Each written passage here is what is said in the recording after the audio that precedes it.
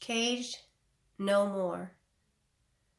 Last night I had a dream, the kind of dream that never stops, where all kinds of wild activity is taking place, connected by a very thin thread. I never dream in color, although I know many do. But at the end of the dream, after an endless number of crazy events, the color came. My house was on top of a mountain range, and when I looked out my window, there was no one, just beautiful horizon for miles and miles. I could look to my right and to my left, and all I saw was God's country full of majestic color. However, behind me was housing, some very small and some larger, but there were no people. I saw deer running and wild horses, but no people. I believe this dream is representative of my internal system. Some parts of me are moving into freedom and open horizons, while others are still caged in the world that they know.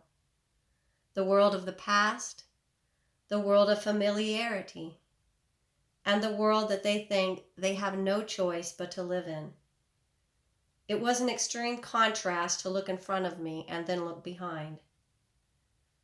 A caged soul cannot be hurried to come forth. It must be drawn out painstakingly. It's hard when you want freedom for someone and you know it's available. It's hard to sit with them in their world until they themselves can find the courage and the trust to believe that there is a world outside the one that they know. Words from a caged soul to you. You may not like where I am inside this cage. It may be difficult for you to come and sit with me. But when you do, I find hope. I may not come out of my cage quickly or easily, but if you sit with me a while, your presence will draw me to move from the world I know to the world that you bring me. Eventually, if you don't give up, I will find the strength to walk away from the stench that is familiar to me, out into the fresh air. And if you wait a little longer, there will come a time when we together can ride wild horses across the mountainous range of God's country. As I have written these words, I find that the spirit of them has gone to deep, deep places in me, and all parts of my being have received the ministry of His Spirit. I am feeling deeply moved, deeply touched. His deep calls to my deep. Even though my deep is shallow in comparison to His deep, still He calls to my deep.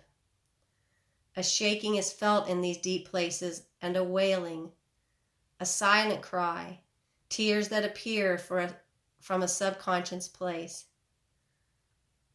I set aside this time to purposely feel and hear what is surfacing in my being, as His Spirit gently invites me to come deeper.